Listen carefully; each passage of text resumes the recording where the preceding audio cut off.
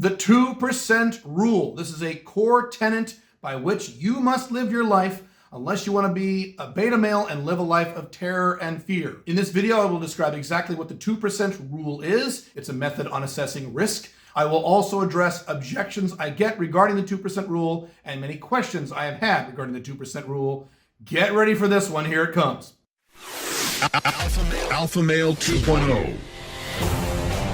Freedom-focused lifestyle design for men. We do 5 videos a week here on how to make both your business life and woman life more free, because you need both. If you subscribe to this channel, leave a like on this video, and leave a comment on this video, you will automatically be entered into the regular drawing for my online video course on how to create location-independent income, normally $1,400. We regularly announce the winners at the community feed at this channel. The primary problem with men today is that men are a bunch of pussies. They're scared.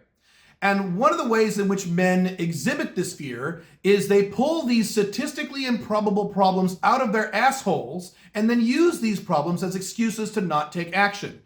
Well, Caleb, I can't finger a girl. What if I get herpes on my finger? It's possible. I saw an article on Wikipedia that said you could get herpes on your finger. Caleb, I want to have kids, but I have to have them before I turn 30, because if I have kids after I turn 30, you might get birth defects. Look at this article. It said you might get birth defects, Caleb. Hey, even if I don't come, I still have to wear a condom when I have sex with my girlfriend, because I read an article that says you can get girls pregnant with your pre-cum, Caleb. You want me to have sex with a woman on the second date? Oh my God, that's way too soon. I read an article about a guy who hooked up with a girl in college and he got a false rape accusation and went to jail. And oh my God. 2% rule. The 2% rule is the solution for all of this crazy, bullshit, fear-based irrationality and, frankly, insanity. When you don't live by the 2% rule, you are living the life of an insane person. And I mean that literally. You are literally behaving like an insane person. It's like saying, I better not drive in a car. I might get in a car accident and die, so I should never drive in a car. You and I would look at that person and say, that person is clearly insane. You are just like that when you point out a statistically improbable thing that you allow to use as an excuse to not take action. The 2% rule is the solution for this, and here's what the 2% rule is. The 2% rule states, if something has less than a 2% chance of occurring, you don't worry about it. You pretend it doesn't exist and you proceed anyway. That's it, 2%. Now, if it's less than 2%, you forget about it, you ignore it, and you proceed as if it's never going to happen, because it probably won't happen. If it's more than 2%, and you can prove this, I said you can prove this. It doesn't feel scary, so it feels like it's more than 2%. I'm not talking about feelings, you little baby. I'm talking about statistics and facts. If you can prove statistically through real science this has a higher than 2% chance of occurring, then you either don't do that thing or do it differently or do it in a way that mitigates that risk. Then it is valid to look at that risk. The standard argument I use is when you marry a woman or move in with a woman, there is way more than a 2% chance you will eventually get divorced or break up, so you need to have an enforceable cohabitation agreement or enforceable prenuptial agreement that protects your cash. That is prudent, but that's not a 2% problem. That's an 80% chance problem. So of course you need to figure that out and you need to account for that risk. But if it's less than 2%, you ignore it and proceed. I don't care how scary it is. What if I die? Doesn't matter if you're going to die. It matters what the percentage odds is you're going to die. If you jump out of an airplane, what are the odds you're going to die? It is a fraction of a fraction of a fraction of a fraction of 1%. And if you don't believe me, go look it up. So if you have any interest in jumping out of an airplane, go fucking do it. 2% rule, just ignore the risk and proceed. Now, here are the objections that I know some of you are ready to type into the comments. So before you type your objection in the comments, here are the objections, because I know what you're going to say, because I've been discussing the 2% rule for many, many years. I've heard every concern. I'm about to address them all right now. Number one, well, Caleb, just because something bad has low odds of occurring doesn't mean you shouldn't worry about it. That's correct. The question is what those odds are. There is a difference between the odds of you getting in a car accident and you getting murdered in your sleep by an invader in the middle of the night. One of these things is a decent percentage over the course of your lifetime, and another one of these things is in the goddamn 2% rule. They're both bad, they both have low odds of occurring, but I agree you should probably address one of them, whereas you don't need to address the other one. I wear a seatbelt every time I get into a car. Every time I get into a car, regardless of the scenario, regardless of how long I'm going to be in that car, I put a seatbelt on because I know over the course of my lifetime, the odds are higher than 2% that I will encounter a car accident. When I have sex with new women, I wear a condom. Yes, because I know if I have sex with lots of women, I kind of do, not kind of do, but I do, then my odds of getting an STD, or more importantly, which is a bigger deal to me, getting someone pregnant, are probably higher than 2%, so I wear those condoms. Yes, you need to take prudent action, but it depends on the odds of the bad thing actually occurring. What you don't do is take every bad thing that might happen, 90%, 80%, and 1%, and mash them all into a ball and say all these things have an equal probability of occurring. That is not only retarded, that is insane. That's not the way you want to live.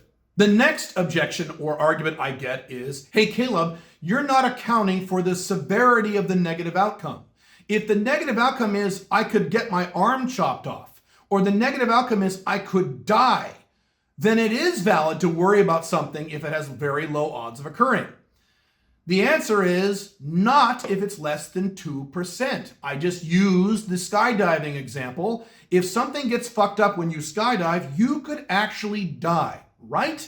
If something goes wrong during a skydive, you could literally die. But what are the odds? What are the odds of you dying? Go look it up. It is a fraction of a fraction of a fraction of 1%. So the consequences of the bad thing is very bad, but it's still under 2%, so it shouldn't fucking matter.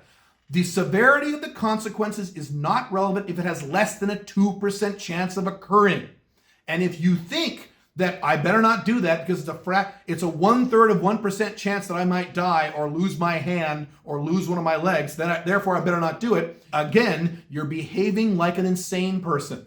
You shouldn't be worried about something that is a fraction of 1% or 1% or even 2%. Now again, if it gets over 2%, we get to the 5% range, 7% range, 12% range. Now I agree with you. Now you need to be prudent and you need to be careful, maybe refrain from doing that thing, or again, changing the way in which you do that thing to reduce that risk to get that down to 2%. That's different. But you see my point. You are being insane if you use the severity of the bad thing as your sole decision-making factor instead of the probability of that thing occurring. Next objection. Hey, Caleb, you're not accounting for the repeated exposure or the repeated activity over a prolonged period of time. So maybe if you do something one time, yeah, the odds of something bad are less than 2%. But if you do it 100 times or 1,000 times or 10,000 times, then it does go above 2%.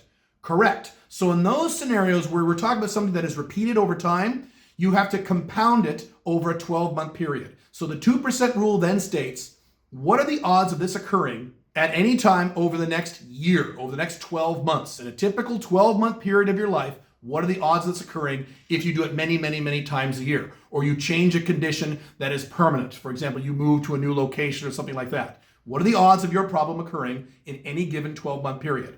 Then you look at that. If it's under 2%, even if you do it over and over again, over a period of 12 months, you don't worry about it, you proceed. If it's over 2%, because it's happening over and over again, or it's for a change of condition that lasts 12 months or more, then now you can make a decision on maybe modifying your approach or what have you. That's fine. So you look at a 12-month span in the cases of repeated exposure or repeated activity and make your decisions that way. But the 2% rule still stands. If it's less than 2% chance of occurring over the next year or two, you're fine, proceed, don't worry about it. And if you do worry about it, you're being an insane person. The last objection is guys who say, hey, Caleb, you're not accounting for conditional factors that raise the risk factor. For example, here's an example one guy gave. Your odds of getting the coronavirus, walking around day-to-day life, that might be mitigatable, that might be fine, that might be less than 2% or what have you. That might be okay. But if you find yourself stuck on a cruise ship when the COVID outbreak took place, now your risks of health problems and COVID problems have skyrocketed and gone way up. Correct. So you do account for those conditional factors. There are guys who are crazy bastards, and there are guys who say, I'm going to go to Africa, and I'm going to fuck a bunch of African girls, and I'm going to have sex after sex after sex, and yeah, I'll use condoms sometimes, and sometimes I won't. Yeah, in Africa, where the AIDS epidemic is a real epidemic and a real problem, that guy is operating in an increased risk environment. So he is violating the 2% rule. So this objection kind of proves my point.